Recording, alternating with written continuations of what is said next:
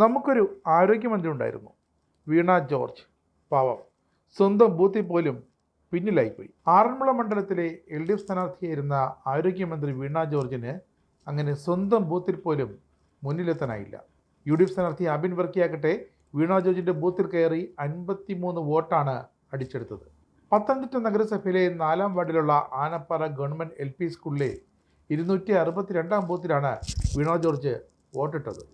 ഇവിടെ അബിൻ വർക്കിക്ക് 427 വോട്ടും വീണ ജോർജിന് 374 വോട്ടും ചെയ്തു. കനത്ത ഭൂരിപക്ഷത്തിലാണ് അബിൻ വർക്കി വിജയിച്ചത്.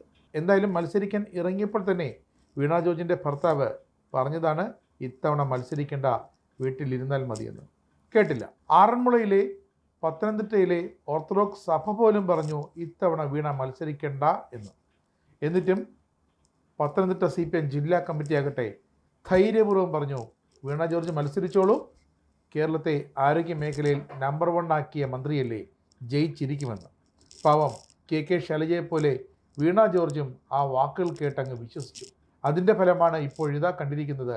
തകർന്നടിഞ്ഞ് കേരളത്തെ നമ്പർ 1 ആക്കി എന്നൊക്കെ അവകാശപ്പെട്ട ആരോഗ്യമന്ത്രി പോലും കടപുഴക്കി വീണുപോയി.